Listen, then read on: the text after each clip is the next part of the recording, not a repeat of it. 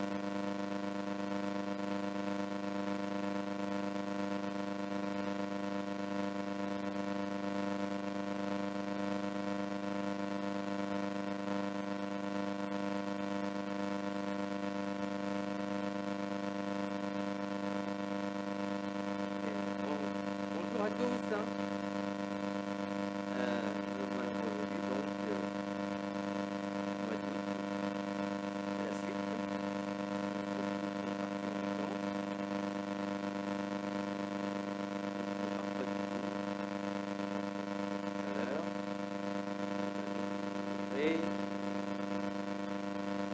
Donc, je vais d'autres informations, mais je vais voir comment ça évolue.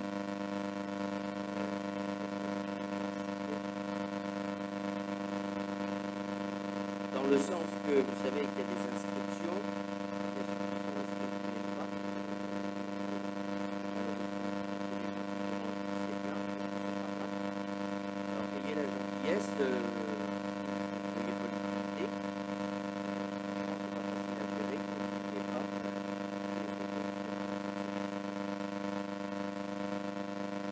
Je pense que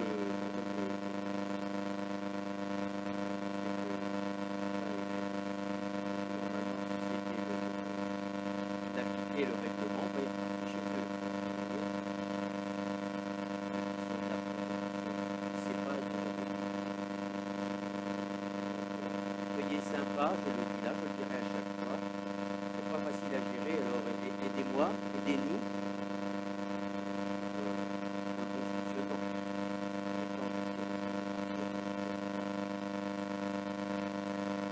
Peut-être que, donc ici, peut-être que pour le 15 août, peut-être le 16 août,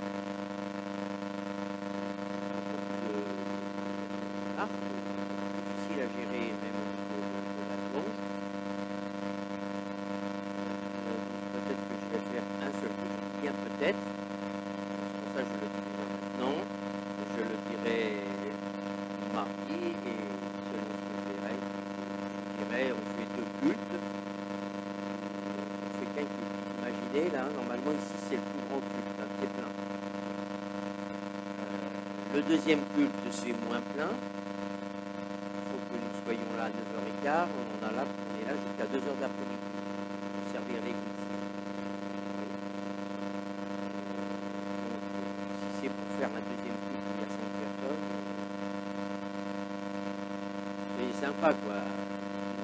Dites-moi celui qui gère, celle qui gère ça. Vous me le dites. Et après, je vois avec Serge qui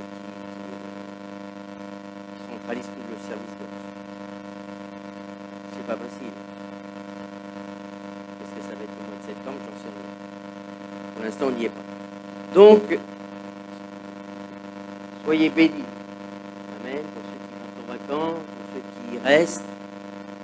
Donc, je serai à votre service autant que cela se peut tout le mois d'août. Donc, je rappelle qu'il y a des, si vous voulez des rendez-vous, vous voyez avec moi, pas le jour pour le jour, parce que si j'ai envie de partir un petit peu comme ça, une journée, ok. Il n'y a pas d'anniversaire? Pas encore? Est-ce qu'il y a un anniversaire parmi nous? Non? Non, il n'y en a pas. Bien. Donc je vous ai donné les informations pour le mois d'août. Est-ce qu'il y a des personnes nouvelles?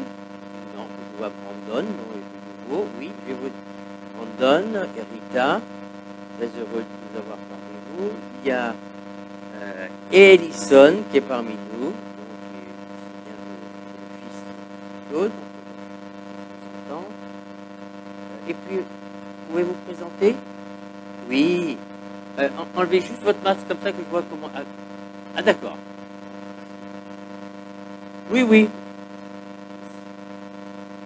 Tony.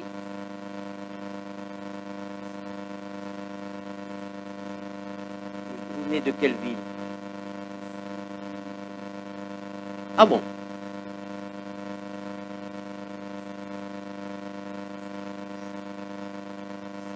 Eh bien écoutez, vous êtes le bienvenu. Hein. Voilà. Que cette prédication puisse avoir un impact sur votre vie en tous les cas. Merci de mettre le masque, c'est très sympa. Tout le monde a mis le masque, sauf moi, bien évidemment. Vous comprenez bien pour pouvoir prêcher plus correctement. Tony, c'est ça? Vous êtes de quelle origine? Martinique. Ah, Martinique. Ah, la Martinique.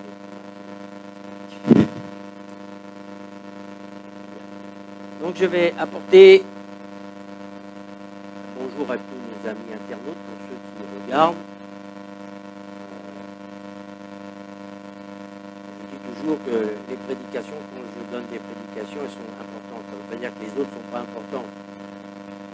Mais je crois que le message que je vais vous donner, c'est un message que j'ai reçu pendant les vacances. Vous savez, pendant les vacances, je n'ai pas grand-chose à faire. Donc je pense que c'est un message qui est très important dans toute votre vie, mais tout spécialement dans les temps que nous vivons. On est content de pouvoir se réunir. On entend des informations nous disant que le Covid est en train de revenir au grand galop. Il y a ceux qui disent que c'est les masques, c'est des bêtises. Serge, on disait tout à l'heure, la Bible dit de nous soumettre aux autorités. Les autorités nous disent de porter des masques, non pas parce que ce sont des politiques qui prennent conseil auprès quand même des médecins. C'est un virus que tout à chacun découvre. Je ne sais pas ce que sera demain, je ne sais pas ce que sera le mois de septembre. Je ne sais pas si on sera reconfiné ou pas reconfiné, mais quel que soit le cas de figure, mes amis, il faut garder la paix, il faut garder le contact avec Jésus et le contact avec l'Église. Donc, je dis encore une fois que l'Église virtuelle, ça va un petit peu, mais ce n'est pas l'Église. Il arrive un moment, Internet, ce n'est qu'Internet, on est dans le virtuel. Oui ou non? On n'est que dans le virtuel. On a besoin, l'être humain est fait de telle manière qu'on a besoin de contact. Déjà, c'est difficile quand on se voit de ne pas se faire un bisou, de se serrer la main. Oui. On a besoin, Dieu nous a fait comme ça. On a besoin de montrer notre affection. Alors, par téléphone, c'est pas mal, par Internet, c'est pas mal, mais en réalité, c'est quand même mieux. Amen. Alors, je ne sais pas ce que sera septembre. Point d'interrogation. Vous allez comprendre pourquoi je vous donne, quand je vais vous prêcher, je me suis prêché à moi-même. Vous savez que nous avons de grands défis devant nous. Et le prochain défi, c'est le nouveau local. Construction quand même qui est conséquente. Hein. Je n'ai pas encore le chiffre exact, mais je ne vais pas tarder à le savoir. J'ai rendez-vous avec le maire, enfin, après 4 ans, et avec les services techniques pendant le mois de septembre. Vous allez comprendre quelle a été ma démarche. Je dis, Seigneur, mais j'ai des peurs qui m'ont saisi. Je vais vous parler des peurs. Alors vous avez vos peurs, vous avez vos craintes, j'ai mes peurs, j'ai mes craintes. Donc le message que je vous donne, c'est peut-être pas les mêmes peurs et les mêmes craintes que moi, mais les miennes c'était ceci. Seigneur, à quoi ça sert? On va investir peut-être 700, 800 000 euros, que j'ai même pas d'ailleurs, pour la construction de ce grand bâtiment qui est prévu dans les hauts du Maine. Et qu'est-ce qui est venu me torturer? Oui, mais regarde, il y a déjà des gens qui ne viennent plus, ils restent chez eux, les dîmes, qu'est-ce que ça va donner, comment tu vas faire et comment tu vas payer. Ça, c'était ma grande crainte qui est venue m'assaillir. Alors, la solution, c'est de dire, bon, basta, je ne m'occupe plus de ça, je reste comme je suis, dans mon petit truc. Vous me suivez toujours? Donc la foi, vous allez voir, vous le savez, ça, entre le savoir et le faire, c'est autre chose. Il y a les choses que Dieu va faire, mais il y a les choses que Dieu ne fera pas à notre place. Oui, on va attendre. J'anticipe, parce que ça me vient. Ok? Donc je vous le dis à vous, je le redirai tout à l'heure, et il y a un défi. Et le défi, je ne peux pas, moi je vais faire le pas que je dois faire, mais je sais que de toute manière que Saïd qui est là, qui est avec moi depuis très longtemps, sait très bien que les gens disent Alléluia, oui, oui, oui, et bien ça ne les gêne pas de partir et de laisser vous débrouiller avec le bébé dans les bras. Donc, au début septembre,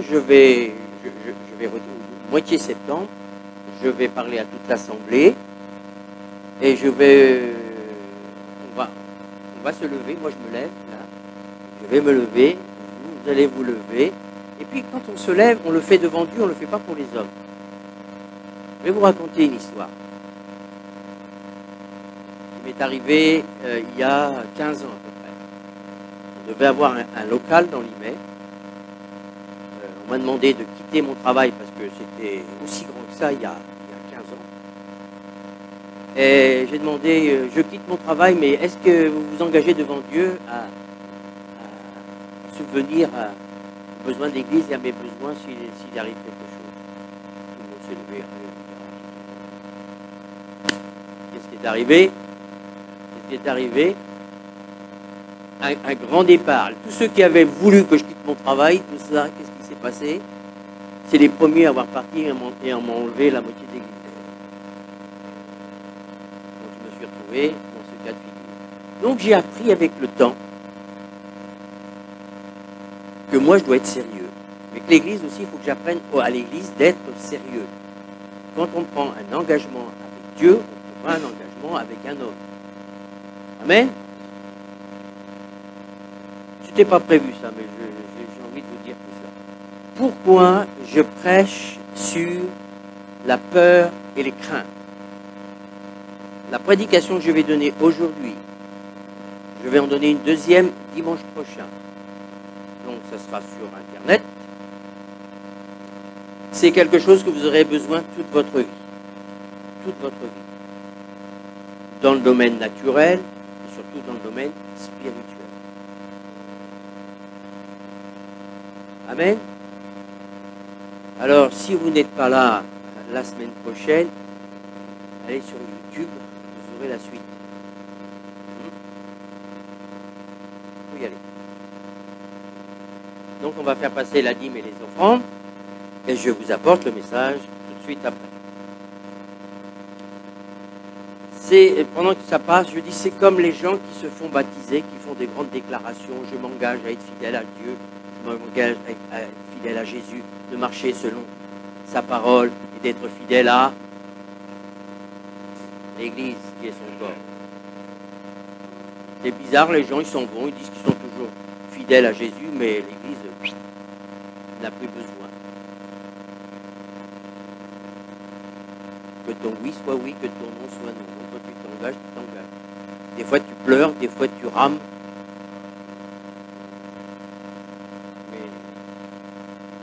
La fidélité, c'est une des choses, la première chose que Dieu va dire quand vous allez arriver là-haut. Il ne va pas vous dire, viens, bon, et merci. Fidélité, je me répète, c'est une denrée rare aujourd'hui.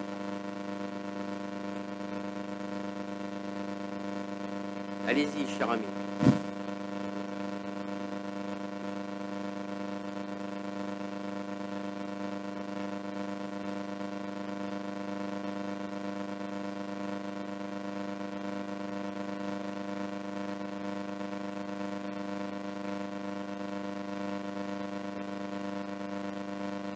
Amen.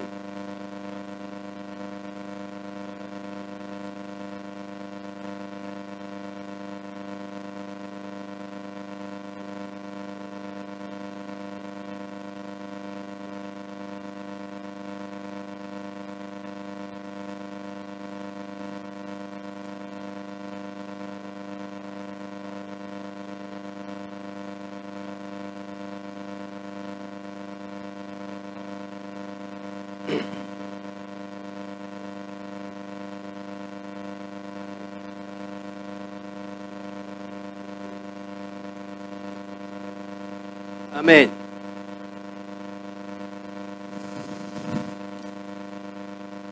Ceux qui étaient déjà là vendredi passé, je vais reprendre le même passage.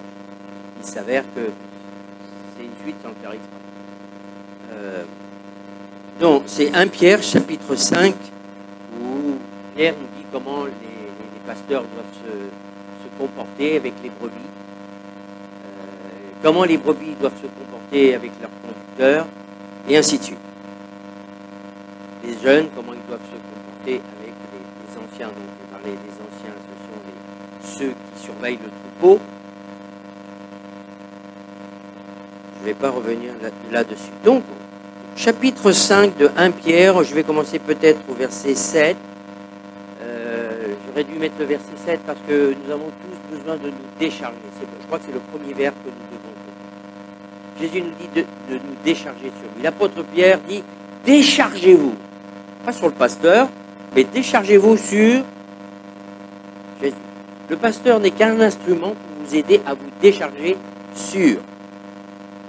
Allô? Le pasteur n'est qu'un instrument pour vous aider à vous décharger sur le berger. Le grand berger, le bon berger, c'est Jésus. Et moi, je ne suis que le berger délégué. Je me répète, mais c'est pour que ça rentre bien dans les têtes et peut-être pour les amis internautes qui regardent pour la première fois. L'église, ce n'est pas mon église, c'est l'église de Jésus-Christ. Et Jésus m'a demandé la charge de l'église de Limay. Il ne m'a pas demandé de regarder la charge de l'église de Mantes ou je ne sais quelle. Je dois m'occuper de celle-ci. Amen. Il ne demandera pas des comptes pour l'église de Mantes ou d'Aubergenville ou que sais-je. Pour ça, je vous dis, il faut comprendre que quand Jésus nous donne une tâche, une charge, nous devons la faire d'abord, premièrement, par amour, par obéissance et d'être fidèle jusqu'au bout, même quand on pleure.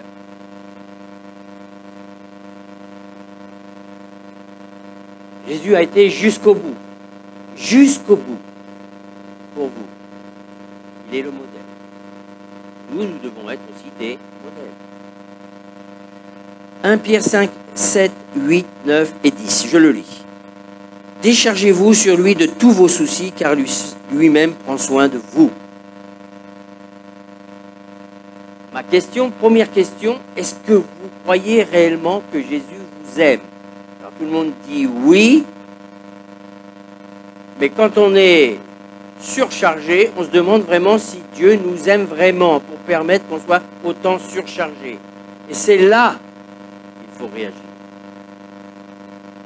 Ou vous croyez que Dieu vous aime, ou vous croyez qu'il peut-être bien que oui, peut-être bien que non, parce qu'il y a des circonstances qui me font douter de son amour. Ça, c'est le centre du message. Si vous voulez être plus que victorieux, vous devez être absolument sûr que Dieu vous aime. Il l'a prouvé sur la croix, certes, mais encore aujourd'hui, si vous ne croyez pas ça, vous ne pourrez pas aller très très loin. Ça, c'est le sang.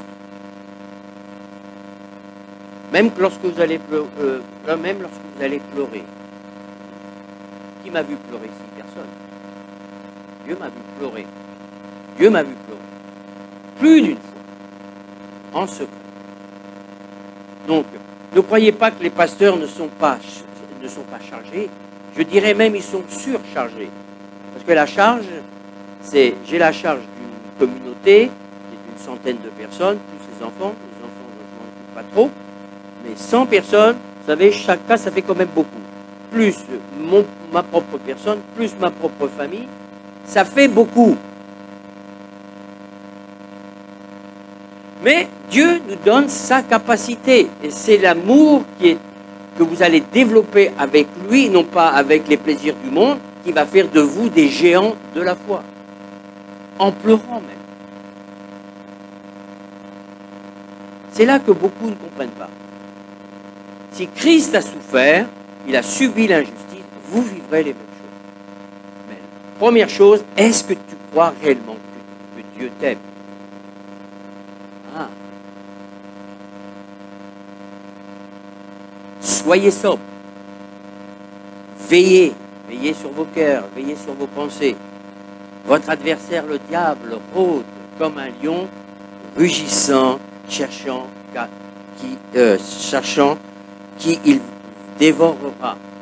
Mon ami, je l'ai déjà dit vendredi, je le redis là, le diable n'a qu'une idée en tête.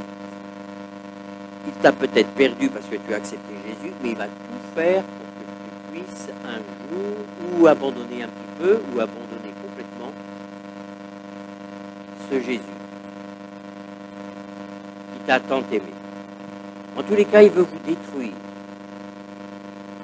Vous savez ça, qu'il veut vous détruire d'une manière ou d'une autre. Toute situation est bonne pour vous détruire. Et c'est là le verset 9 qui est très important. Il dit résistez. Ce n'est pas Dieu qui va résister à votre place. C'est vous qui devez décider de résister. Amen. Je me répète, mais il est bon de se répéter. C'est comme pour le pardon. C'est vous qui devez décider de pardonner. Je décide de pardonner et Dieu va t'aider après. Mais si tu ne décides pas, rien ne peut se faire. Si tu ne décides pas de résister au diable, eh bien, tu peux dire ce que tu veux. Il a le champ libre. Nous ne sommes pas des pantins. Vous êtes des personnes. Et nous avons quelque chose à faire dans nos propres vies, dans nos propres familles, dans notre propre église et dans le monde.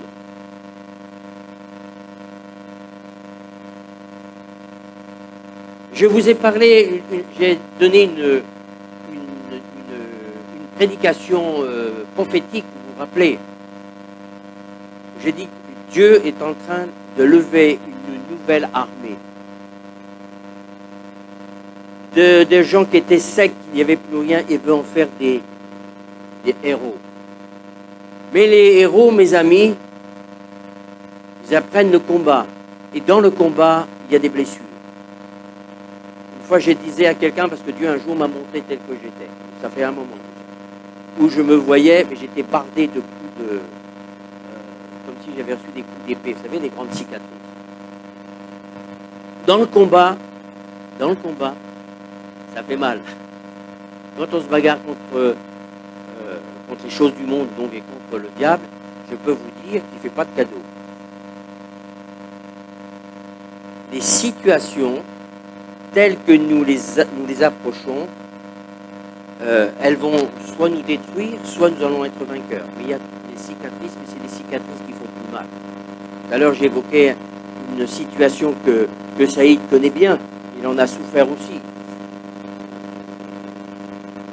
Des gens que l'on aimait, qui nous ont trahis, qui nous ont salis. Enfin, ils ont sali l'Église, ils ont sali le nom de Dieu, ils n'ont pas tenu leur parole, et ainsi de suite. Soit que je faisais ce que j'avais envie de faire, à savoir mettre la clé sous la porte et puis me sauver. À ma triste honte, oui, vous pouvez faire ça. Si je vous encourage ce matin, je crois que Dieu vous encourageait pour vous. Il ne faut pas croire que les pasteurs ils sont au-dessus du panier. Ils sont comme vous, ils ont les mêmes combats, ils ont les mêmes tentations. Donc, le principe que je vais vous donner est très, très, très important. Le titre de mon message, c'est « La peur est une des armes majeures ou principales de Satan pour vous dominer, pour me dominer et pour me dévorer, vous dévorer. » Et la suite. Ça a un impact sur vous, ça a un impact dans vos familles. Certains qui ont des grands combats dans leur famille, oui, je fais partie de ceux-là. Là, vous ne le feriez pas, pour vous encourager. Vous n'êtes pas les seuls à souffrir, vous n'êtes pas les seuls à avoir des problèmes dans vos foyers. Saïd, on n'en parle pas.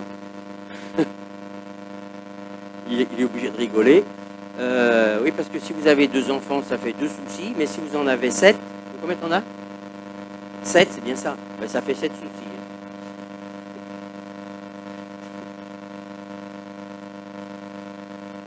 C'est pour ça que j'ai dit tout à l'heure, quand vous en avez 100, ben, ça fait 100 soucis. Hein. Il y en a plus ou moins, mais ça fait quand même 100 soucis. Vous me suivez tous? Amen.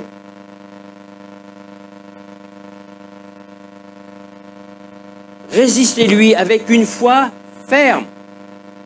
Ferme, c'est pas là avec la foi, avec une foi ferme, déterminée, quel que soit là où tu en es, sachant que les mêmes souffrances, vous n'êtes pas seul à souffrir, que les mêmes souffrances sont imposées à vos frères dans le monde. Ainsi s'exprime l'apôtre Pierre. Romains 8, verset 15. Là, c'est l'apôtre Paul qui dit ceci. Vous n'avez pas reçu un esprit... Vous avez reçu un esprit d'adoption par lequel nous crions « Abba Père ». Pour ça, l'important, est-ce que vous êtes sûr que vous êtes enfant de Dieu? On le croit ou on ne le croit pas. C'est pas un coup j'y suis, un coup j'y suis pas. Quand tu es un enfant d'adoption, tu as accepté Jésus, tu es devenu, tu es réconcilié avec Dieu à travers la personne de Jésus, tu es devenu son fils et sa fille d'adoption. Tu n'es pas parfaite, mais tu es devenu sa fille et son fils d'adoption. Parce que Jésus, Dieu vous a tant aimé qu'il a donné Jésus. Il est mort, il a souffert, il a été rempli d'angoisse. Il est dit que dans le jardin de Gethsémani, il était dans l'angoisse, il a porté tout le péché. Il savait ce qui allait lui arriver. Mais il l'a fait par amour pour chacun d'entre vous. Ça, c'est la norme. Et nous, on voudrait avoir une vie chrétienne sans souffrance. Je m'élève contre ça. Tous ces églises qui disent avec Jésus, tout ira bien, tu dois avoir de l'argent, toute la prospérité, tout ça. Oui, mais quel type de prospérité? Et la souffrance, qu'est-ce que tu en fais? Et les problèmes, qu'est-ce que tu en fais? Jésus, il a dit que vous souffrirez comme moi j'ai souffert. Vous serez rejetés. Il ne nous promet pas une vie rose, mais une connexion. Comme lui, il avait la connexion avec le Père et le Saint-Esprit. C'est ça, c'est la chose qui devrait être le plus important pour nous, l'Église de Jésus-Christ. Garder cette connexion, même à travers la souffrance. Et souvent, en ce qui me concerne, c'est à travers la souffrance, c'est là qu'on dépose tout, on est perdu, on ne sait plus. C'est là qu'on appelle au secours, au secours, au secours, au secours. Personne n'entend, mais Dieu l'entend. Ce n'est pas toujours en une journée. Il faut persévérer. Les gens disent, je le fais, mais ça ne marche pas. C'est comme si je dis quelque chose, j'appuie sur le bouton, ça marche. Non, ce n'est pas comme ça que ça fonctionne. Une foi ferme, ça veut dire déterminée, quelle que soit la souffrance. Donc, vous êtes enfant de Dieu, Dieu révèle par sa parole que Satan a perdu son autorité. Ça aussi, il faut le savoir. Il a toujours le droit de faire son travail, mais il a le droit de vous tenter, il a le droit de rôder autour de vous, il a le droit même d'en arriver à vous dévorer à travers des situations, parce que vous n'avez pas pris la bonne situation pour lui résister, c'est tout. Il n'a de droit que ce que vous lui en donnez. Il est dit qu'il a dépouillé les autorités, toutes les puissances des ténèbres à la croix. C'est Colossiens 2, verset 14, je le lis. Il a dépouillé les dominations, les autorités démoniaques et les a livrées publiquement en triomphant d'elles par la croix. Alors pour les nouveaux, moi longtemps c'était un problème, mais on ne m'avait pas expliqué à cette époque-là. Je dis, mais alors, si Jésus est mort sur la croix, qu'il a défait les autorités, les démons et Satan lui-même, comment se fait-il qu'ils ont toujours le droit? Comment se fait-il que les démons ont autant de liberté pour pouvoir nous embêter, quoi? Ils sont légalement, ils n'ont plus le droit. Plus le droit sur quoi? Pour ceux qui ont accepté Jésus, réellement Jésus-Christ, il a toujours les droits sur les autres. Mais ceux qui ont accepté Jésus-Christ, il a toujours le droit, sinon il n'y aurait pas ces écrits, que le diable, il est là, il rôde. Mais il n'a aucun droit. Alors, je vais le répéter souvent, si dans nos peurs, nos angoisses, dans nos situations, nous n'avons pas cette foi ferme, ça veut dire que quelque part nous ouvrons une porte au diable et il va commencer à nous distiller, à nous faire connaître ces mensonges et il va nous les faire passer pour des vérités.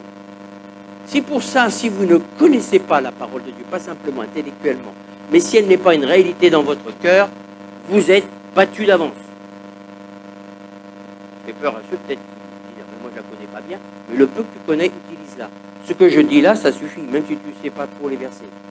Jésus est mort sur la croix, il a vaincu les démons, Satan lui-même, et pour ceux qui l'ont reçu, vous êtes enfants de Dieu, et à ce titre-là, vous devenez la propriété de Dieu. Vous êtes ses enfants d'adoption. Et oh, vous n'êtes pas n'importe qui, pas un chrétien, non, vous êtes des enfants de Dieu, vous êtes nés de nouveau, vous êtes les fils et les filles d'adoption. Vous êtes, je vais le redire tout à l'heure, vous êtes la prunelle des yeux de Dieu.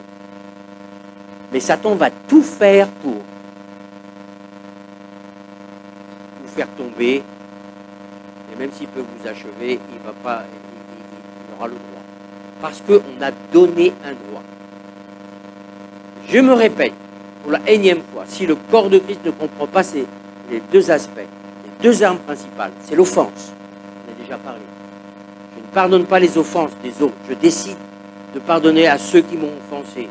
Il y a un combat, mais je décide. Je ne veux pas avoir de rancune. Et quand vous avez une attitude, c'est vous qui devez avoir cette attitude-là. Il y a des combats, pas une journée, des combats. Eh bien, à partir de ce moment-là, déjà, l'ennemi commence à vous lâcher. Oh! Deuxième chose, la peur. Et là, nous sommes confrontés dans une époque où les peurs sont partout. Il y a eu la peur de je ne sais trop quoi, hein, on a chacun de peur. Mais là, il y a l'histoire du Covid, ça a des effets même jusque dans l'Église. Même jusque dans l'Église. Il y a plein de choses qui se passent dans notre tête. Les informations, je fais comme moi, hein, ça manque pas, on nous parle que de ça. On nous parle que de ça. Maintenant, il y a des informations qui peuvent nous bouger, mais nous devons avoir des attitudes de foi. Quelle que soit la situation, qui me séparera de l'amour de Christ? Le Covid, la crise sanitaire, le chômage, non, ça va pas dans mon couple, je demande le divorce, les enfants qui veulent plus entendre parler de moi, que sais-je. Là, on n'est plus dans le blablabla. Hein. Là, on est dans le concret.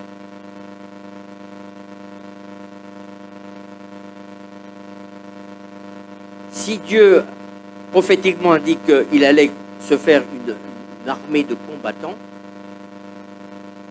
c'est pas des bisounours. Hein.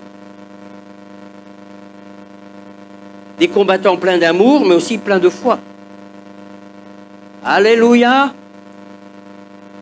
Parce que ceux qui vont au combat dans le naturel, c'est l'amour, c'est pas leur truc.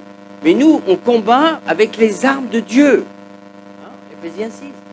Donc, la motivation, c'est l'amour. On aime Dieu, et si on aime Dieu de cette manière-là, obligatoirement, on va aimer les autres. Obligatoirement, on va même aimer nos familles, qui ne sont pas toujours très sympas. Et puis dans l'église aussi. Je ne peux pas tout vous dire, mais il y a des gens qui partent. Ils ne me disent pas pourquoi, mais moi je sais, parce qu'ils ont un petit accro avec quelqu'un. Un petit accro avec quelqu'un, et hop, ils sont bons. Je ne veux pas faire de vagues. Ah ben non, c'est pas comme ça que ça se passe. Si tu as quelque chose, tu vas voir la personne. Tu ne t'en vas pas comme ça, comme un lâche, j'ose dire le mot, comme un lâche ou une lâche. C'est pas ça l'armée de Dieu. Sinon, on fait exactement comme le monde. Bien. Si l'amour triomphe de la haine, Jésus, c'est notre modèle. Il a triomphé. Il est venu par amour. Il est venu, et qu'est-ce qu'on lui a donné en partage?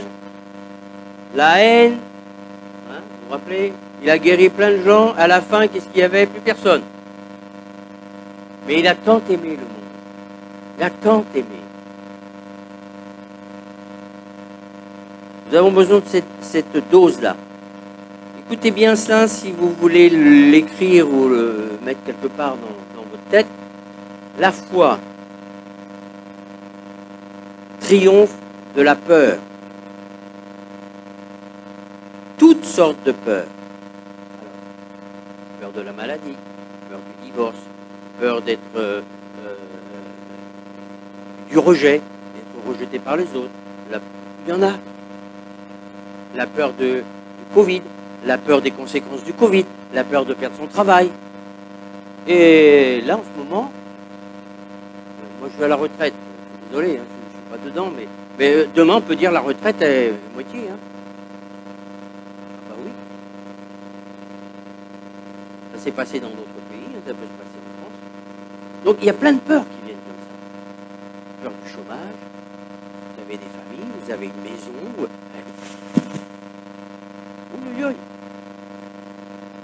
Là, on n'est plus dans le blablabla, on est dans le concret. Donc, je voulais vous dire ceci. La peur est normal. Ça fait partie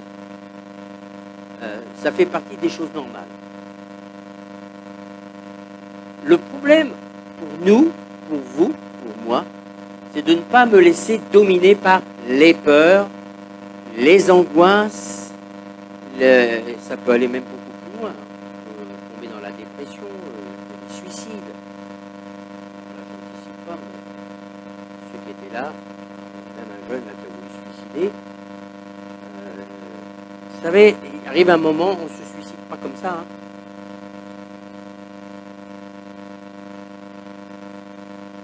La souffrance est tellement intense à l'intérieur que il pense, le diable dit, ben vas-y, supprime-toi, comme ça tu ne souffriras plus, tu vas échapper à ce problème, tu n'arrives pas à t'en sortir. Pour les jeunes et pour les vieux, c'est pareil. Donc, comprenez bien que la peur est normale.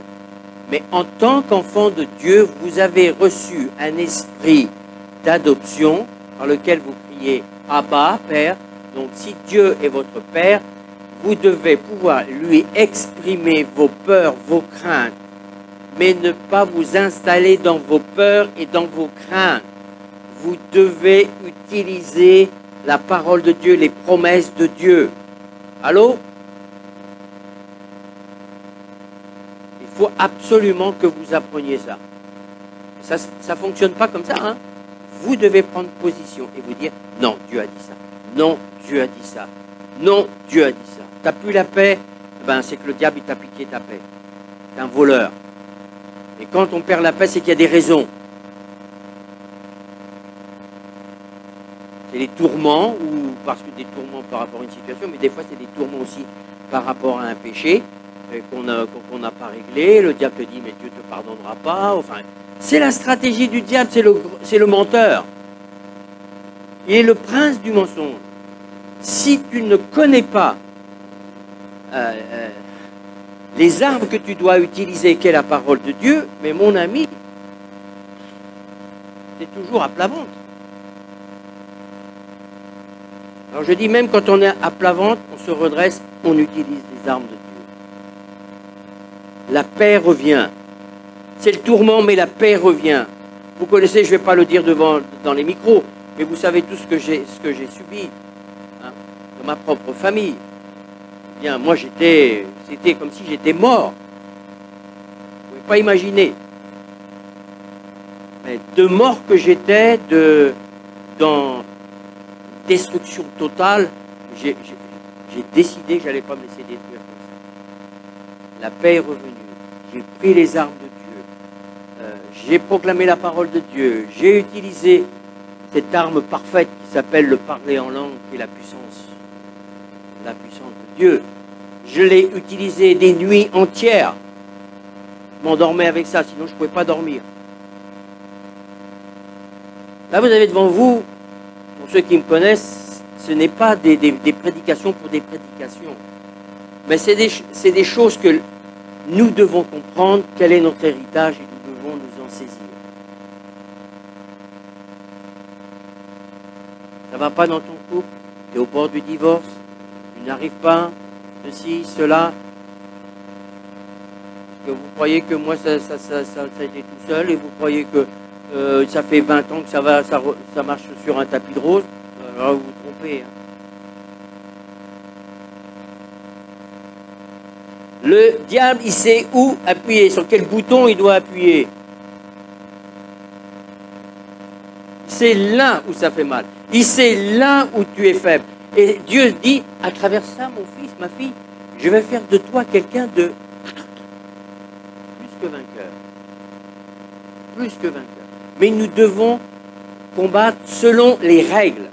C'est-à-dire selon ce que dit la parole de Dieu et non pas tes petits schémas à toi.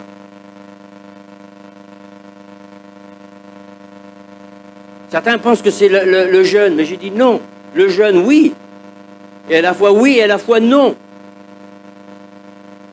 Du jeûne, mais il est dit que les armes spirituelles, ce n'est pas le jeûne. Les armes spirituelles, c'est le bouclier de la foi et l'épée de l'esprit. Dans toutes les églises, je ne veux pas critiquer, mais je suis obligé de le dire quand même. Ce n'est pas biblique.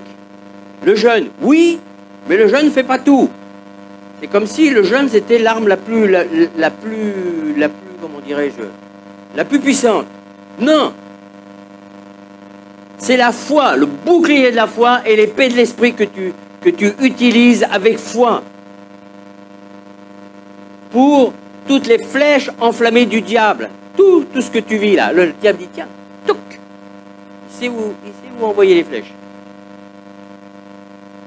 Vous avez déjà entendu tout ça. Ah, je sais, il n'y a rien de nouveau. Il n'y a rien de nouveau. Déjà, ça va être nouveau pour les nouveaux, c'est qu'à de le dire. Mais je remarque que ce soit pour moi ou pour les chrétiens, dans la réalité, on ne combatte pas comme ça. C'est comme si c'était parti. Pourquoi? C'est parce que humainement, c'est une folie, c'est un non-sens. Il nous faut combattre selon l'esprit et non pas selon la chair, avec nos règles à nous. Si l'amour triomphe de la haine, la peur est la source, une des sources de la puissance de Satan. Vous m'entendez là? J'aimerais que vous entendiez. La peur. Ça commence par une graine. Ça commence par une graine. Et tu l'alimentes et puis ça pousse, ça pousse, ça pousse. La foi, ça commence comment? Une graine. Jésus dit, si vous aviez la foi comme un grain de zézé. Ça commence par une graine. Tu l'alimentes, ça va pousser, ça va pousser, ça va pousser, ça va pousser. La foi, c'est le contraire de la peur. Ou la peur, c'est le contraire de la foi. Donc quand vous avez des peurs, des craintes, ne faites pas comme si ça rien n'était, commencez à les combattre. Commencez à les combattre. De ne pas vous laisser dominer. Vous savez quand Jésus dit que quand la parole de Dieu tombe dans les ronces, oui, vous vous rappelez de ça? Il est dit que c'est les soucis de la vie et que cela étouffe la parole de Dieu. Donc, qu'est-ce qu'il faut faire? Comme j'ai fait hier avec mes arbres, je les ai coupés, je les ai enlevés. Eh bien, les ronces, il faut les enlever. Sinon, ça vous étouffe, ça vous étouffe, ça vous étouffe. Il est quelle heure? Ça va. Donc la foi est une ferme assurance des choses que l'on espère. Hébreux 11, verset 1, Kenny a prêché là-dessus, jusqu'au verset 3. La peur va produire ce que tu redoutes. Non. Tu dois dire non. Mon couple sur le bord du divorce, peut-être, mais tu dis non. Je refuse dans le nom de Jésus. Et vous savez, dans le monde chrétien, il y en a plus qu'on pense. Même ici. Même ici.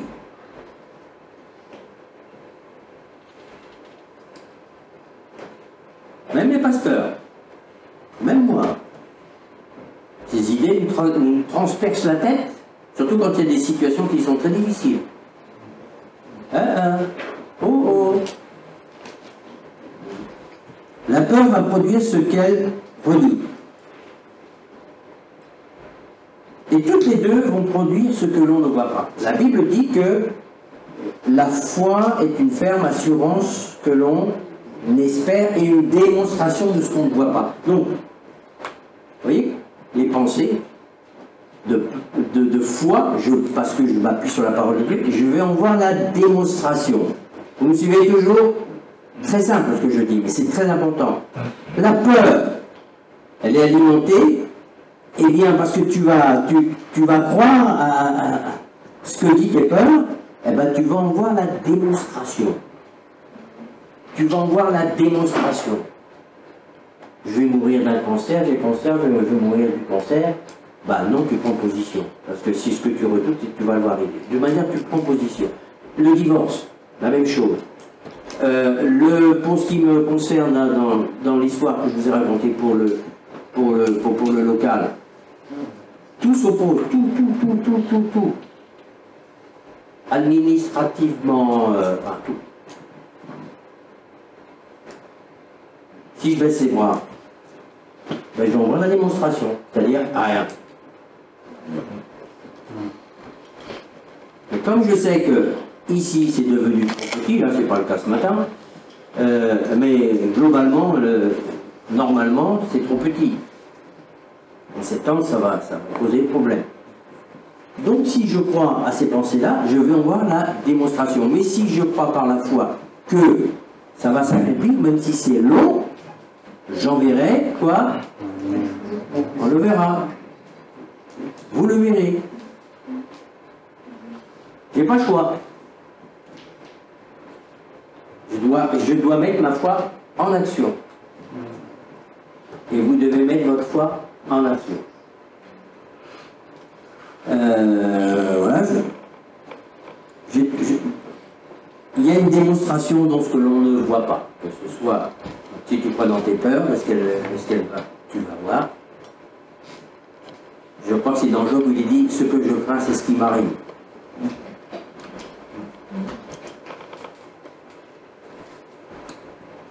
Si une armée va au combat et qu'elle croit qu'elle ne va pas être vainqueur, qu'elle ne va pas gagner la guerre, c'est même pas la peine, elle l'a déjà perdu. Hein. Oui? Des fois, on voit des combats, je ne vais pas vous donner un exemple comme le Vietnam. Ces petits peuples de rien du tout, vous avez les Américains contre eux, ils ont eu tous les grandes armées. Et ils étaient déterminés. Impensable. Et pourtant, le grand colosse, il est obligé de se sauver. Hein? Goliath et David, tout le monde connaît ça à l'école du dimanche. David, il dit, je viens au nom de l'Éternel. Tout petit bonhomme, là, avec son lance-pierre. L'autre, il fait 3 mètres, il tient une grande épée. On connaît tout ça. Mais c'est pas tout nous connaître. Il faut que nous sachions si nous sommes réellement des enfants de Dieu, que Dieu nous aime et qui se préoccupe de ma vie, même quand ça va très, très, très mal. Amen. Mais Dieu qui veut qu'à travers ce très, très, très mal, il en ressort quelque chose de très, très bon. Oui. Dieu n'est pas là pour nous torturer, pour se prendre plaisir. C'est pas, comment on appelle ça, c'est pas un pervers qui se plaît à nous voir souffrir. Non.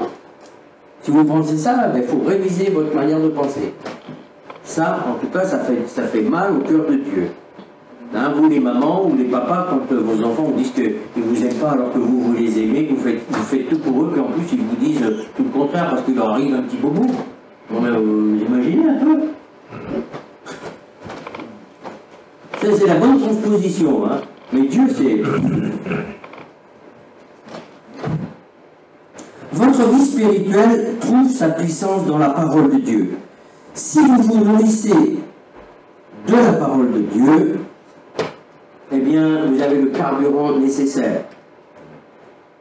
J'ai pris un exemple. Une voiture, aujourd'hui, c'est vrai qu'il y a plusieurs... on va prendre l'essence. Une voiture, en tous les cas, ça ne marche pas en l'eau. À l'eau, pas encore. Pas encore. Mais on ne met pas de l'eau dans le réservoir, normalement. Hein. On met de l'essence, du gasoil. Hein. On va rester simple.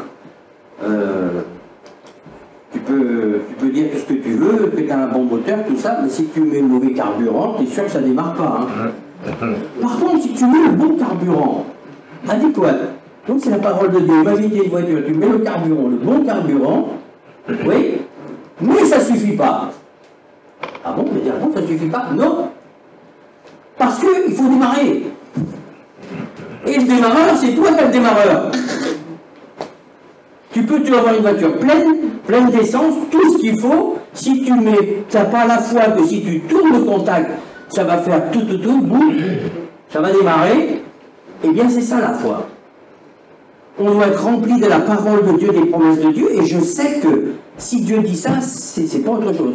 Dans ma voiture, je ne suis pas mécanicien, mais je sais que si je tourne la clé, c'est le démarreur, et ça va faire démarrer ma voiture. Tu peux mettre de l'eau, tu peux avoir le démarreur, si c'est de l'eau, ça démarre pas du tout.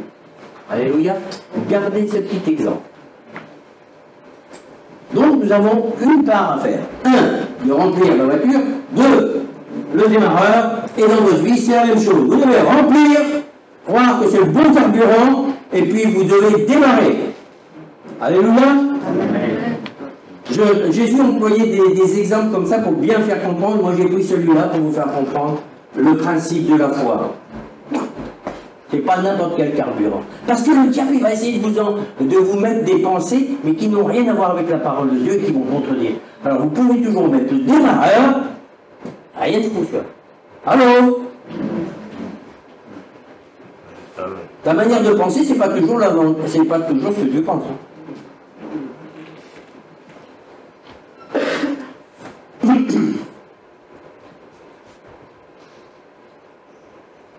Si vous vous nourrissez votre tête et votre cœur par des peurs, ben vous n'obtiendrez jamais la puissance nécessaire pour vaincre les circonstances de votre vie, qui vous font peur, vous terrorisent, vous angoissent. Vous devez chasser ces pensées de peur pardon, dans le nom de Jésus et employer les promesses que Jésus nous a données à cet effet. Oui? La foi stimule le bras de Dieu. La vraie foi. C'est-à-dire quand j'utilise la foi, rappelez-vous, là, le démarreur, ça met le bras de Dieu en action. Toi, tu fais ce qu'il y a à faire, et à ce moment-là, le bras de Dieu commence à agir. Si tu... Pardon, là. La peur, elle stimule quoi? Elle stimule le bras de Satan ou des démons. Je recommence. La foi va stimuler le bras de Dieu. La peur, l'angoisse, toutes ces choses-là que tu ressasses, eh bien, qu'est-ce qui va se passer? Eh bien, ça stimule le bras de Satan. Mon ami, je suis désolé, je te regarde. En tournant ma tête, j'ai pensé à toi. Je connais comment il était. On a vu comment il était. Le mec t'a pleuré, Marie-Claude, hein, pour ton fils. Quand je vois aujourd'hui comment il est, et même il a un travail, il est toujours, je ne sais pas s'il l'a toujours, mais quand je le vois là, comme on l'a vu avant, vous diriez c'est pas possible. Mais c'est parce que il a simplement commencé à dire oui, je veux bien de Jésus, oui. On n'aurait pas misé même pas 50 centimes sur sa vie.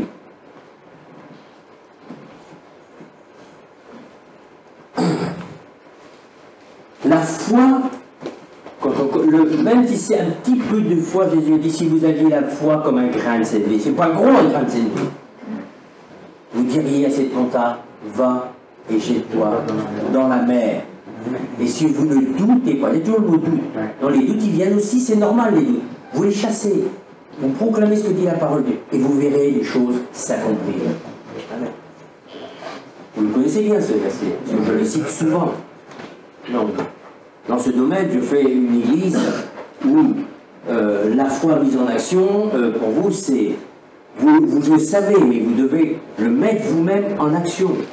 De voir des miracles, de voir les délivrances. C'est vrai qu'il y a des gens aussi au prix, ils meurent, c'est vrai. Mais merci le Seigneur pour toutes les guérisons. Merci Seigneur pour toutes les délivrances, pour ceux qui veulent vraiment régler leur vie. Vous voulez bien régler leur vie. À partir de ce moment-là, le diable, il n'a plus le droit, il n'a plus aucun droit. Alléluia. Le diable a été vaincu. Et pour tous ceux qui se confient en Jésus et qui marchent selon sa parole, eh bien, c'est effectif dans leur vie. Mais il faut quand même qu'ils prêtent autorité, eux-mêmes. Bon, c'est pas le propos. La peur est destructrice, je ne vous apprends rien. Elle paralyse, ça commence ici, nos pensées. Je voulais vous parler des pensées parce que ça va avec, mais j'ai voulu commencer par ça. Le plus grand combat que nous avons, mes amis, je vous l'ai déjà dit, je le redis, c'est pas avec le diable, c'est avec nos pensées. C'est là le grand combat. Et le diable, si tu commences à penser comme Dieu, là, il est mal. Là, tu as déjà le commencement de la victoire. Et si tu commences à penser comme lui, il veut que tu penses, ah ben là, j'appelle ça, moi, une porte ouverte. C'est-à-dire, ah, et après, c'est au niveau de la tête, il y a des puissances qui ont des droits dans l'intellect et tout ça. Donc vous savez tout ça, hein, n'est-ce pas? Donc, les peurs, elles viennent, elles commencent là. J'ai la peur du soin, j'ai la peur, j'ai peur de tel que mon foyer, là, je ne vais pas m'en sortir, ça va finir par un divorce, et puis...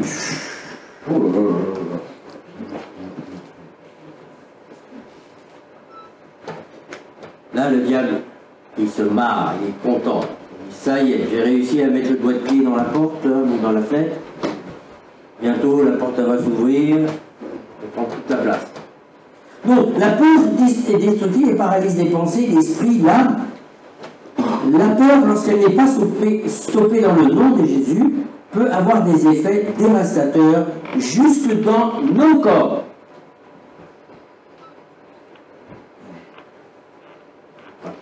Je ne développe pas. Satan veut à tout prix nous convaincre que la foi ne marchera pas. Mais regarde, tu vois bien, tu pries, rien ne change. Ça ne changera rien. C'est là qu'il faut savoir répondre. Et là, vous ne devez utiliser pas votre manière de penser, vous devez citer la parole de Dieu. Alors, je vais me répéter pour la millième fois.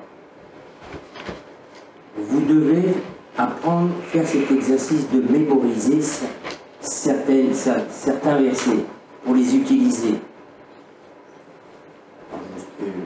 Je suis un modèle puisque moi j'ai du mal à mémoriser. Mais ces versets-là, je les ai mémorisés depuis longtemps, je les ai cités depuis très longtemps, même si je ne sais même plus où ça se trouve, mais je les connais, et non seulement je les connais dans ma tête, mais c'est là. C'est là. Et là, je mets bien dans ma tête et dans mon être intérieur. Et j'ai foi dans ce qui est écrit. C'est ça qui va faire de vous des hommes et des femmes plus que vainqueurs. Il va vous dire que le sacrifice de Jésus sur la croix n'a aucun effet sur vos peurs. Oui, il est mort sur la croix, mais dans l'état où tu es, dans tes peurs, ça ne peut pas... ça ne fera rien. Il va mettre le doute. Est-ce que Dieu a réellement dit, c'est ce qu'il a commencé à dire à la Genèse, avec Gabriel, il défie les promesses de Dieu avec ses propres mensonges. Ma question, qui allez-vous croire? Qui vais-je croire? Est-ce que je vais croire ce que Jésus dit, ou je vais commencer à croire à mes propres raisonnements, et surtout au raisonnement que Satan veut me voir accepter? Je vais rejeter. Je dois croire envers et contre tout à ce que Jésus a dit. Donc, j'ai décidé en ce qui me concerne, même si ce que je vois avec mes yeux me disent le contraire, je décide de parler à mes montagnes, notamment, c'est pas que les montagnes de la maladie, montagnes, mais c'est des montagnes de maladie, des montagnes de situation, mes peurs qui sont devenues des montagnes. Oui.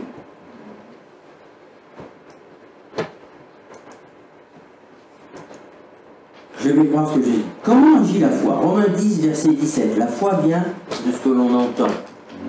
Lorsque vous entendez de moi ce matin, je ne vais pas dire que c'est sans importance, parce que ce n'est que vous déclarer, prêcher, c'est proclamer ce que dit la parole de Dieu normalement.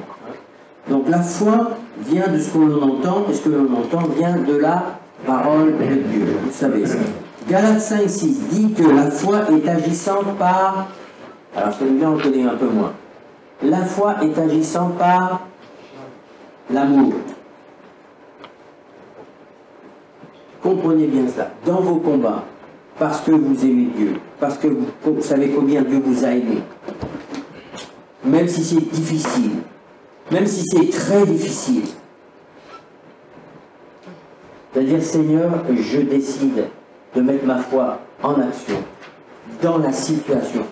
Alors, c'est pas par amour pour toi, ni par rapport pour ton conjoint, c'est toujours, ça commence toujours pour l'amour que vous avez pour Dieu, pour Jésus. Il t'a dit de pardonner, c'est impossible, parce que tu m'as aimé, parce que je t'aime, la foi agissante, je décide de pardonner. Et lui, quand vous commencez à mettre la clé, c'est là que ça commence. Dans vos situations,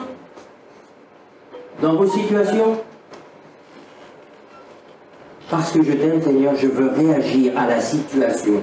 Écoutez bien, je l'ai dit déjà 1000 fois, je vais le redire encore une fois. Je vais réagir à la situation comme tu veux. Je rejette l'animosité, je rejette la vengeance, je rejette, oui c'est injuste, mais je rejette. Amen.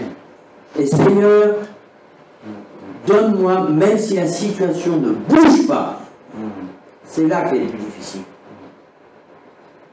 Surtout quand ça fait des années que ça ne bouge pas.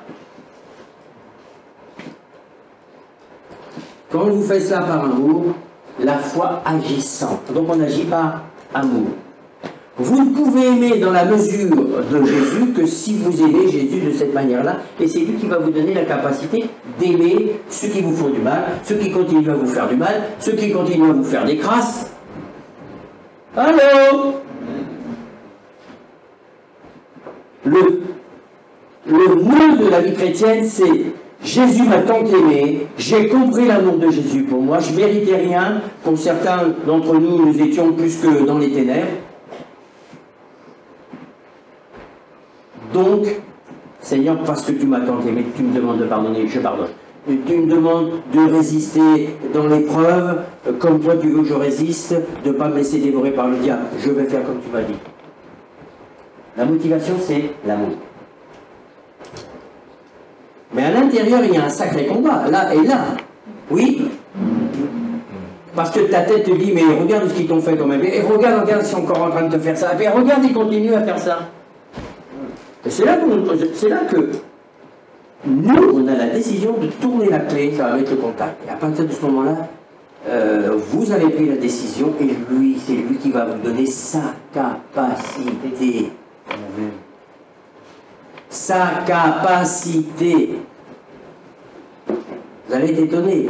Déjà, certains ont fait ce type d'expérience. Le problème, c'est si on ne croit pas à ça,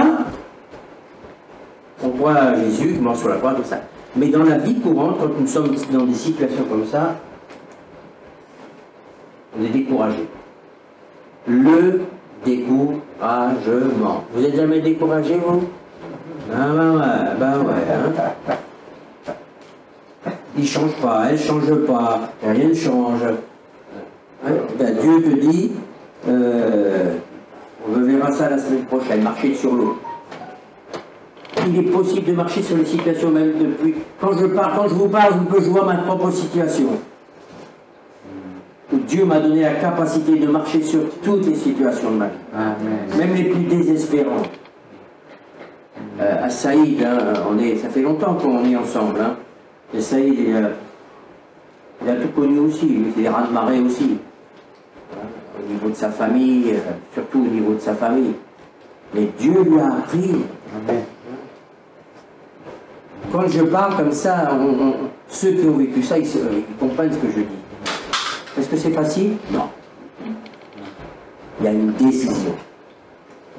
Je décide. S'il n'y a pas la décision, vous ne mettiez pas la clé, rien ne marchera. Amen. Parce que nous ne sommes pas des pantins, vous êtes des fils et des filles. Vous devez apprendre à marcher comme lui-même a marché. Amen. Vous devez apprendre à marcher comme lui-même a marché. Mon ami, mes yeux se portent sur toi. Je n'ai pas un message spécialement pour toi, mais désolé, je te dis ça, mes yeux se portent sur toi. C'est pour toi, c'est pour moi, c'est pour lui, c'est pour tout le monde. Nous devons marcher comme lui-même a marché. Et on va se dire, mais c'est pas possible. Oui, mais lui, il était. Jésus a dit que vous ferez les mêmes choses que moi. Allô? Ben, il faut le voir. Ou alors Jésus, c'était un menteur, alors. Oui, on fera les mêmes choses. Il a été tenté en toutes choses, je vous le rappelle. Il a été tenté en toutes choses. Tout est possible pour les enfants de Dieu. Vous devez grandir en maturité. Et c'est justement dans ces épreuves que Dieu va vous donner l'occasion de grandir. C'est comme la voiture, c'est pas simplement pour faire le tour du pâté de maison ou du quartier. Hein? Après, il faut avoir la foi pour aller après sur l'autoroute. Vous vous rappelez quand vous étiez... L'autoroute, ça vous faisait peur. Dire, oh là là, il y a trop de voitures. c'est la même chose.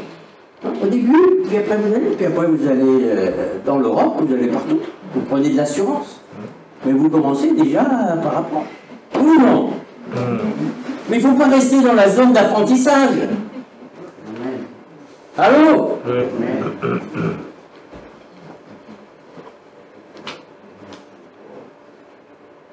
J'en ai presque terminé. Donc j'ai déjà cité Marc 11, verset 23-24 avant l'endroit où je devais le citer. Si vous dites à cette montagne, montagne de peur, va et jette-toi dans la mer, okay, on l'a dit déjà, la foi se libère en parlant avec foi à vos peurs, vos inquiétudes, vos peurs, vos angoisses. Vous parlez. Vous m'entendez? Vous ne pensez pas. Parlez. Vous pouvez penser, mais il y a des moments où il faut. Parce que derrière ces peurs et des angoisses, il y a des puissances qui sont derrière, qui veulent utiliser ça pour vous détruire. Et par la même occasion, détruire d'autres choses.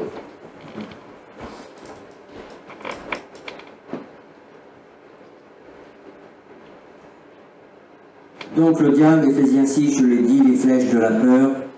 Matthieu 12, verset 34 dit que c'est de l'abondance du cœur que la bouche parle. Donc si tu pars, je vais vous donner un exemple. Ceux qui prennent des notes, je suis fier d'avoir trouvé cette phrase-là.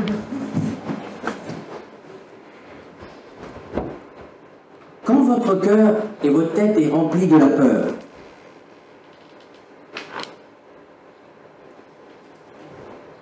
oui, l'abondance de la bouche, c'est par rapport à ce que j'ai dit. Donc, quand votre cœur est rempli de la peur, qu'est-ce qu'on fait souvent? Mais on parle de nos peurs à tout le monde. On n'arrête pas de parler de nos peurs. Toujours, dans l'autre, on ne parle que de ça. Écoute bien, quand votre cœur est rempli de la foi, tu parles à tes peurs. J'entends. Quand votre cœur est rempli de la paix, tu parles de tes peurs. Anana, ma vessie, ta, eh oui, non. On parle que de ça. Mais quand ton cœur est rempli de la foi tout en ayant, là c'est la même situation, lorsque votre cœur est rempli de la foi, vous parlez à vos peurs. Parce que les peurs sont là, vous leur dites de dégager dans le nom de Jésus. Et vous remplacez ça, par les paroles de Jésus. Beaucoup disent, je chasse mes peurs. Mais vous devez utiliser la parole de Dieu pour remplacer les pensées de votre peur parce que dit la parole de Dieu. Vous m'entendez là? Beaucoup me disent, mais je dis à mes peurs de partir ou je dis à mes angoisses de partir. Mais j'ai dit, mais tu dois dire cela, mais remplacer ça et prendre l'épée de l'esprit. Il faut la prendre, il faut l'utiliser. Sinon, tu prends quoi? Tu prends rien. Yes. Citez la parole de Dieu. Allô? Amen. Mes peurs me disent ça. Non! Et je les rejette et je vais dire, voilà, non, je ne les accepte pas parce que Dieu dit ça. Ok. Dieu n'est pas un Dieu de division, premièrement. Donc tout ce qui vous divise, dans le nom de Jésus, dehors. Il est, oula, j'ai plus que ça, désolé. Je suis emporté. Notre vocabulaire est le meilleur indicateur de ce dont nous sommes remplis. Ou des peurs, ou de la...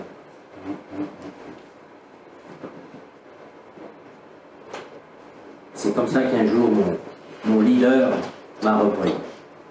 C'est pas de la même manière. Il m'a dit, Yves, continue comme ça. Tu vas perdre l'onction que tu as. Là, le diable, il est en train de prendre tout dessus. Parce que je n'arrêtais pas de parler de ces gens qui m'avaient fait du mal, qui m'avaient divisé, Je ne parlais que de ça. C'était un électrochoc pour moi. Donc, comme c'était mon leader, je me suis dit, mais ce qu'il dit, c'est vrai. Je demande à la personne de ne pas, mais je parlais que de ça. J'ai laissé à Dieu. Et c'est fou comme... la situation, elle était déjà passée. Ils continuaient à faire ce qu'ils avaient à faire. blablabla. Mais moi,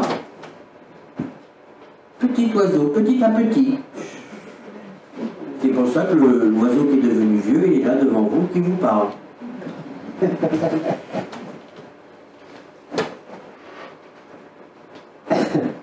Écoute ça. Note-le quelque part dans ta tête. Ésaïe 43, 12. Le Dieu de l'Ancien Testament, c'est le même Dieu. Quand il fait des promesses à ses enfants, c'est toujours les mêmes. Dieu ne bouge pas. Il dit, il parle à son peuple, ne crains pas, car je t'ai racheté. Vous êtes racheté? Vous êtes racheté? Je t'appelle par ton nom. Sandrine, il sait qui est Sandrine, il sait maintenant que Sandrine c'est son enfant.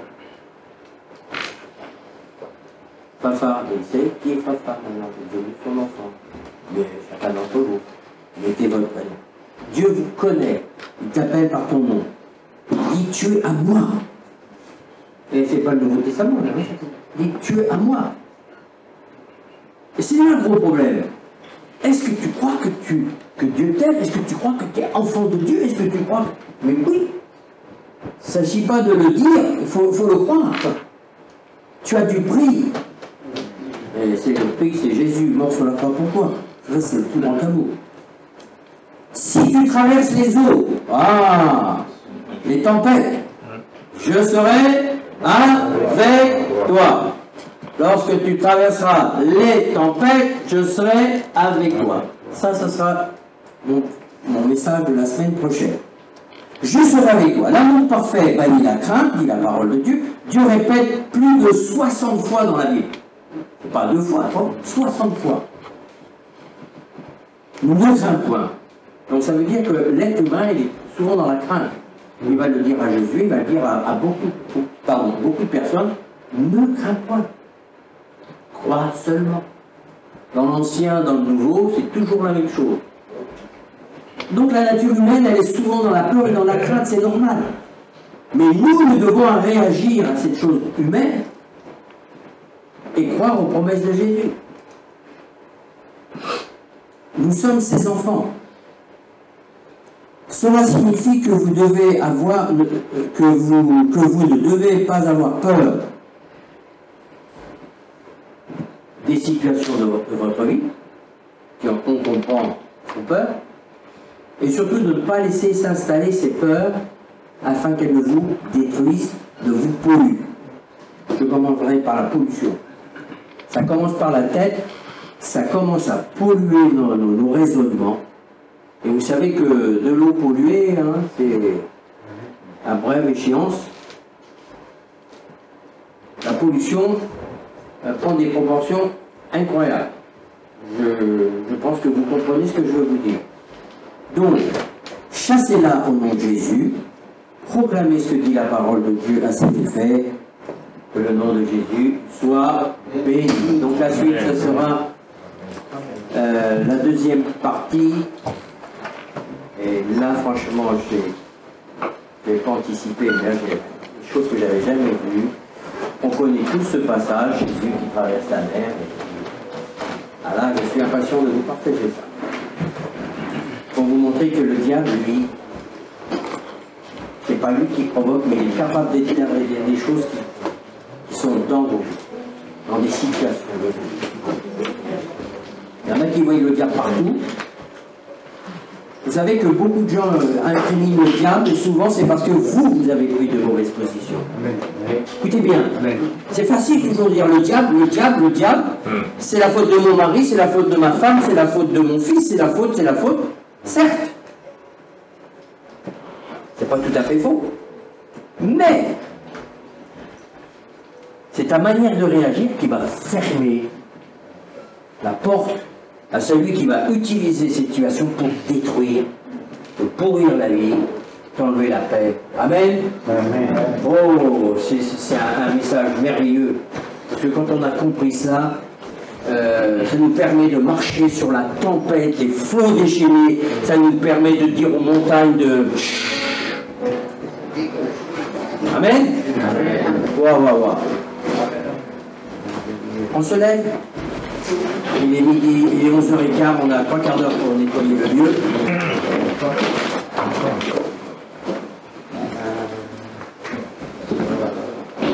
Je vous prie de lever les mains.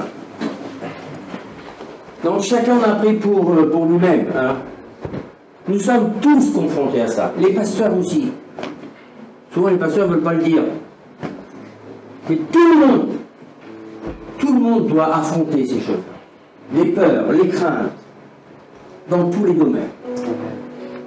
Seigneur Jésus, merci parce que tu es la parole qui s'est faite chair, qui s'est incarnée.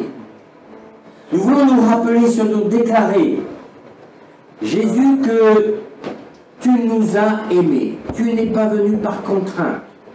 Tu es venu parce que tu nous as tant aimés et voulant nous libérer de la perdition, du pouvoir de Satan. Nous déclarons, parce que tu as fait sur la croix, nous ne sommes plus esclaves du péché. Nous refusons toutes les peurs. Amen. Quand je parle, vous me dites Amen derrière, ok? On va ouvrir notre bouche, vous dites simplement Amen. Vous pensez à votre situation. Seigneur, nous prenons autorité sur nos propres situations de peur, de crainte, je dirais même pour certains d'angoisse, de désespérance. Mais Seigneur, tu es le Dieu qui est venu pour nous redonner de l'espérance.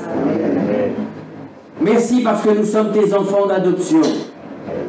Parce que tu nous as tant aimés, Seigneur, nous voulons réagir sur cette terre à toutes les circonstances de nos vies, comme tu nous l'as demandé. Nous croyons que toute notre force est en toi, mais nous prenons cette décision. Et nous parlons maintenant. Alors, vous allez le dire avec moi, on va parler à toutes nos angoisses et toutes nos peurs. On va leur demander de dégager dans le nom de Jésus. Dans le nom de Jésus. Allez, tout le monde ensemble. Dans le nom de Jésus. Nous ordonnons à nos peurs, à nos angoisses, à nos situations, Seigneur, qui nous écrase. Seigneur, maintenant, nous croyons que nous avons du prix à tes yeux et que tu nous as donné le pouvoir d'ordonner à nos montagnes, montagnes de peur, montagnes de division, montagnes de haine, montagnes de rancune. Maintenant, dans le nom de Jésus, dehors de mes pensées, dehors de ma vie, je mets ma foi en action. Et Saint-Esprit, merci. Parce que tu es celui qui est notre force. Et que tu vas développer en nous la capacité du cœur de Jésus. Satan, nous rejetons toutes tes pensées. Dans le nom de Jésus. Amen. Amen.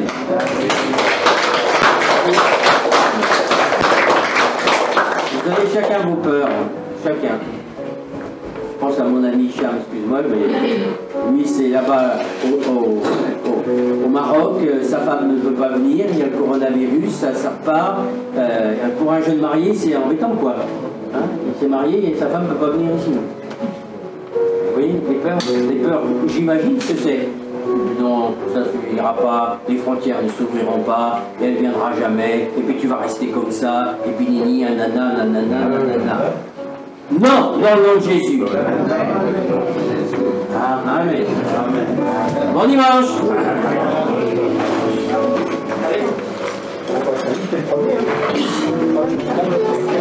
Voilà, donc vous passez par là.